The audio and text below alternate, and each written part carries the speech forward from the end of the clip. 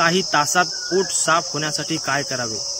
तर त्यासाठी अत्यंत साधा सोपा उपाय आहे. सर्वजण करू शकतात. आबाल वृद्ध रोगी निरोगी कोणीही करू शकतात. ज्या लोकांना मूळव्याध आहे, ज्या लोकांना ॲसिडिटी अपचन गॅसेस आहे किंवा पोट साफ होत नाही, भरपूर कुथाव लागतं, अशा लोकांनी हा प्रयोग करायचा आहे.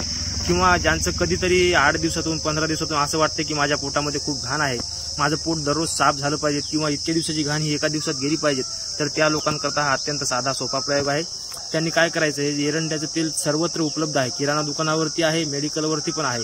एरंड्याचे तेल घरी घेऊन यायचं आहे आणि कोणत्याही गरम वस्तूमध्ये मी अनेक त्याचे प्रयोग केलेले आहेत वेगवेगळ्या प्रकारे लोकांवरती, स्वतःवरती सुद्धा.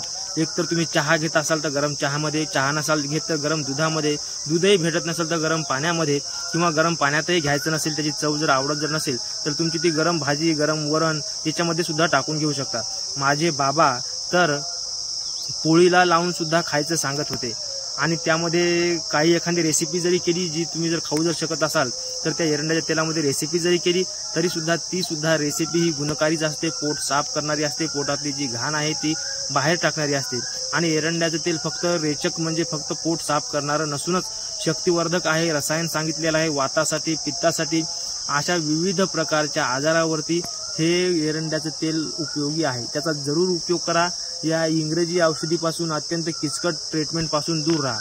जर तुम्हाला पोटाची एखादी असाध्य बिमारी असेल, ॲसिडिटी अपचन गॅसेस मूळव्याध IBS किंवा अन्य कोणतंही पोट साफ न होण्याची जर असेल तर एक वेळ अवश्य दिलेल्या नंबरवरती संपर्क करा. आपल्याला योग्य ते मार्गदर्शन केलं जाईल किंवा औषधी सुद्धा पुरवल्या जाईल. धन्यवाद.